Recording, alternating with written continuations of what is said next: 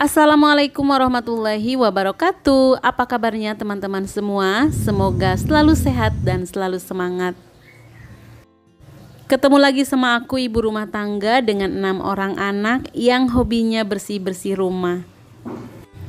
Untuk teman-teman yang membutuhkan motivasi baru atau semangat baru dalam bersih-bersih rumah, kalian berada di channel yang pas karena ada aku di sini yang akan selalu memberikan motivasi kepada teman-teman semua. Dijamin setelah nonton video aku, kalian semua akan kembali bersemangat. Di video kali ini teman-teman, aku mau bagikan rutinitas atau aktivitas malam hari aku.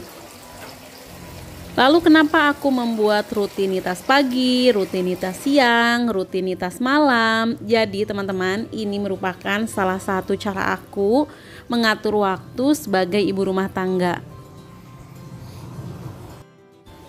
Dengan memiliki jadwal yang tersusun, memudahkan aku menyelesaikan semua tugas-tugas negara aku. Dengan begini, rumah aku selalu bersih, rapih, dan juga terawat, dan tentunya selalu nyaman ya teman-teman. Rutinitas pertama aku tadi ya teman-teman, waktu anak-anak pada ngaji. Jadi setelah maghrib itu jadwal aku untuk ngajarin anak-anak tetangga ngaji di dalam rumah aku. Nah, yang selanjutnya biasanya setelah itu aku dan keluarga makan malam. Biasanya makan malamnya itu lebih enak, lebih nyaman di depan karena memang ada kolam di sini. Kemudian tempatnya juga luas. Jadi setelah makan biasanya langsung aku bersihkan.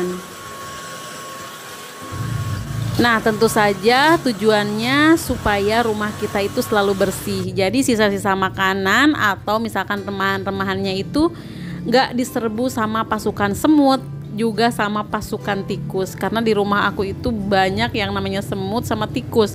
Kalau misalkan ada remahan-remahan sedikit aja itu langsung diserbu sama pasukan semut, atau misalkan sama tikus juga bisa ya. Setelah bagian teras depan bersih, aku langsung melakukan tugas yang kedua, yaitu langsung cuci piring kotor. Jangan sampai ini piring kotor pada nginep di dapur ya teman-teman. Karena katanya kalau kita membiarkan dapur kotor, piring-piringnya itu kotor, wajannya itu kotor, sisa makanan berserak di mana-mana, itu bakalan mengundang sesuatu ke rumah kita. Ih, serem ya teman-teman. Bukan cuma itu sih teman-teman, karena memang faktanya kalau kita membiarkan piring numpuk itu bisa membahayakan kesehatan, terutama untuk kita dan juga keluarga. Ya bayangin aja ya teman-teman, ketika malam biasanya hewan-hewan seperti kecoa, tikus, semut itu semuanya nyari makan. Dan mereka makan dari piring, gelas, dan juga perabot kita tentunya. Ya otomatis dengan begitu mereka itu sedang menyebarkan bakteri buat kita. Dan bahayanya lagi, ini si bakteri itu bakalan menumpuk, kemudian bakal tetap hidup walaupun itu udah dicuci sama kita. Ya manfaat lainnya, kalau kita misalkan langsung mencuci piring-piring setelah digunakan, maka nantinya itu nggak bakalan ada noda-noda di piring yang bandel dan susah untuk dibersihkan. Nah, piring yang kita biarkan semalaman atau bahkan berhari-hari misalkan supaya makin banyak, biasanya sebagian dari kita itu menganggap kalau misalkan sedikit itu kagok ya teman-teman. Lebih baik banyak biar sekalian. Nah, itu tuh bisa menyebabkan bakteri itu tumbuh lebih subur di permukaan piring, gelas, serta di wastafel ini. Terus bakteri itu juga mampu beranak pinak gitu teman-teman, sampai jutaan dalam satu hari aja. Itu sangat membahayakan kita ya teman-teman. Pokoknya mulai dari sekarang usahakan sebelum kita tidur piring-piring di dapur itu harus sudah bersih. Tempat makan juga harus udah bersih ya. Intinya kita itu sebagai ibu rumah tangga jangan jorok gitu ya teman-teman. Karena sehat itu mahal. Kalau kita udah sakit, anak-anak udah sakit kan bisa repot, bisa mengeluarkan biaya banyak untuk berobat. Rutinitas mencuci piring ini nggak sampai 20 menit kok teman-teman. Apalah arti waktu 20 menit kalau misalkan dibanding dengan kesehatan keluarga kita. Kalau anak-anak kita sakit bisa berhari-hari kita repot ya. Apalagi kan sekarang udah zaman modern ya. Kayaknya udah hampir semua rumah itu punya tempat cuci piring yang ada di dalam rumah. Jadi nggak perlu keluar rumah, nggak perlu takut sama apapun. Kita udah di dalam rumah, udah nyaman seperti ini, tinggal kita menghempaskan rasa malasnya. Kalau misalkan suami mau bantuin, itu lebih seru lagi ya teman-teman. Quality time sambil cuci piring, kan itu asik banget. Tapi jangan terlalu memaksa dan terlalu berharap. Nanti kalau misalkan suaminya nggak mau, malah bakalan mood kita atau semangat kita yang terpatahkan.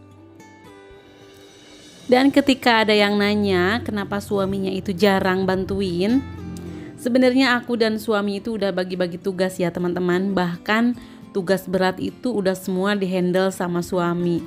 Nyuci piring mah ringan ya teman-teman, itu udah tugas aku. Jadi jangan mengira aku mengerjakan semua pekerjaan sendirian, karena memang yang terlihat cuma aku di kamera teman-teman.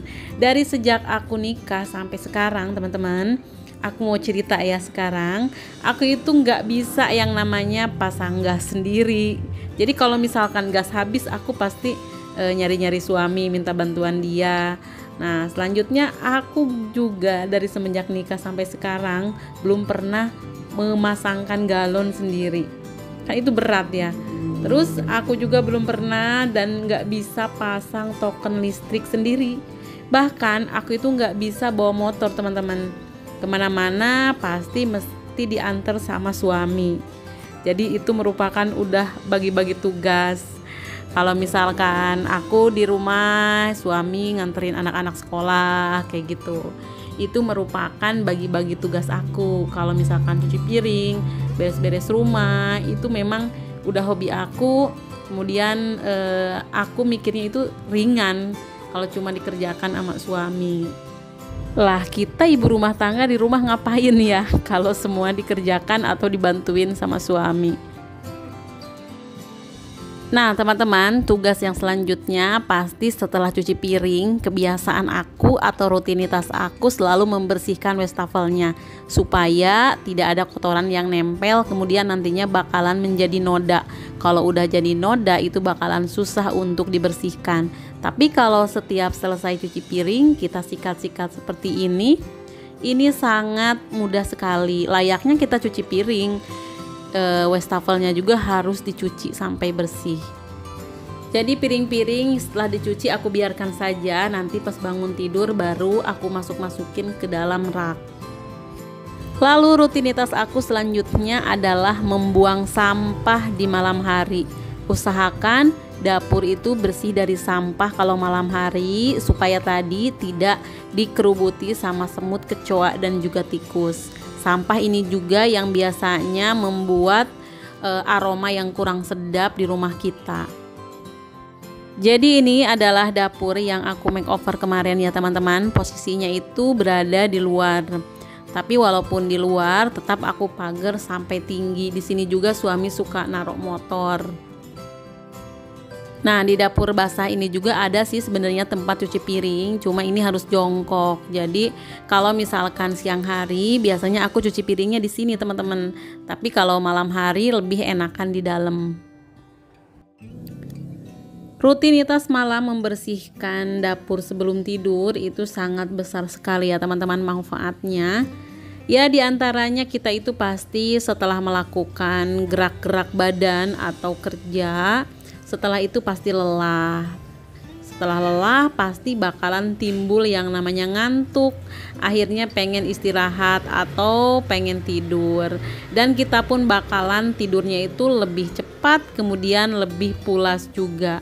Nah bangun tidur itu pasti bakalan semakin semangat. Apalagi melihat dapurnya itu udah rapi, bersih. Pokoknya makin semangat. Kalau teman-teman gak percaya, teman-teman harus nyobain sendiri. Nah di sini mumpung anak bungsu aku belum minta tidur ya teman-teman, aku juga mau membereskan ruang tamu sekalian gitu. Cuma di ini aja debunya dipakum ya teman-teman supaya lebih bersih. Dan rutinitas malam aku yang biasanya aku lakukan adalah mempersiapkan kebutuhan anak-anak sekolah. Kalau memang mereka itu nggak libur, aku siapin keperluannya seperti baju seragam, kemudian dan keperluan yang lain pokoknya supaya pas pagi hari itu lebih enak ya teman-teman. Di rutinitas pagi hari juga kan tak kalah sibuk ya teman-teman, dari mulai masak, mempersiapkan untuk sarapan, nyuci baju, ngurus anak juga. Kalau malam-malam seperti ini aku itu memang lebih enak mengerjakan tugasnya malam, beres-beres juga lebih enak malam sih teman-teman, karena anak-anak pada istirahat, jadi nggak ada yang namanya drama-drama kayak Korea gitu ya teman-teman, yang kadang-kadang bikin kita kesel, bikin kita marah, atau kadang-kadang bikin kita kurang semangat. Dan kalau aku sih memang udah membagi waktu ya teman-teman, membagi waktu untuk pagi hari itu atau subuh itu lebih fokusnya ke ibadah gitu. Karena kalau udah lewat subuh, biasanya kesibukan kita apalagi untuk tadarus atau apapun itu nggak ada sama sekali. Rutinitasku belum selesai sampai di depan rumah ya teman-teman. Sekarang aku mau lanjut membereskan baju-baju. Baju-baju ini memang udah disetrika, cuma memang yang nyetrikanya itu 2 hari 1 kali, jadi agak numpuk gitu ya. Kadang-kadang 3 hari sekali disetrikanya. Nah jadi sekali lagi teman-teman, kalau untuk nyetrika baju itu aku nggak sendiri aku kerjakan, itu aku nyuruh sama tetangga yang ada di dekat rumah aku. Jadi sejak aku pindah ke rumah ini ya teman-teman, saat itu punya 2 orang anak yang masih kecil-kecil, kemudian jaraknya juga cuma beda setahun. Jadi nggak lama kemudian aku hamil lagi teman-teman, anak yang ketiga. Nah untuk nyetrika itu udah nyerah deh. Itu kan nyetrika itu bukan pekerjaan yang bisa ditinggal-tinggal ya teman-teman. Kita itu harus diem di tempat, pokoknya kayak gitu. Mana saat itu makin banyak, makin numpuk kan. Akhirnya suami memutuskan udah aja deh nyuruh ke orang nyetrikanya. Alhamdulillah kebetulan tetangga-tetangga aku di sini baik-baik ya teman-teman. Mereka itu mau ngebantuin untuk nyetrika. Tapi walaupun udah disetrika, tetap aja pas masukinnya itu harus sama aku sendiri, karena memang nggak mungkin ya dimasukin sama orang lain. Nah di sini juga aku lipetnya menyesuaikan dengan kondisi penyimpanan. Jadi kalau misalkan untuk anak-anak di sini aku taruh di laci. Kemudian cara ngelipetnya juga aku pakai lipat kunci kayak gitu ya teman-teman, supaya muat untuk semuanya. Karena tahu sendiri kan anak aku ini banyak, jadi si lemari itu udah nggak muat sebenarnya. Karena anak-anak yang di pondok juga bajunya itu masih pada di rumah, baju-baju yang memang nggak kepake di pondok. Karena kalau di pondok pesantren kan bajunya biasanya yang koko, yang kaos-kaos itu jarang sekali dipergunakan. Jadi untuk kaos, celana mereka taruh di rumah. Jadi pas pulang ada baju untuk ganti. Nah untuk menyiasati supaya baju-bajunya itu muat ke lemari-lemari, maka aku menggunakan metode kayak gini ya teman-teman. Jadi dilipat kunci kayak gitu biar terlihat rapi, kemudian gampang juga itu ngambilnya, apalagi untuk pakaian dalam. Dalam menata baju, memang aku itu udah sering ya sama teman-teman share cara aku menata baju di dalam lemari. Aku biasanya menggunakan metode KonMari seperti ini ya teman-teman, supaya terlihat rapi, dan memang dengan metode ini tuh jarang sekali berantakan. Karena kan ngambilnya itu nggak ditumpuk, ngambilnya itu tinggal diangkat aja. Untuk penyimpanan, untuk suami, untuk aku, untuk anak-anak itu dipisah semua, biar mudah aja gitu. Alhamdulillah ya teman-teman, setelah kita melakukan tugas-tugas malam, kita rasanya itu tenang. Ketika berangkat tidur juga merasa tenang, dan ketika bangun itu menjadi segar. Alhamdulillah ya teman-teman, aku sangat bersyukur menjadi seorang ibu rumah tangga. Insya Allah aku ikhlas melaksanakan tugas-tugas aku. Kujalani, kunikmati, dan juga kusyukuri. Terima kasih teman-teman yang sudah nonton video aku dari awal sampai akhir.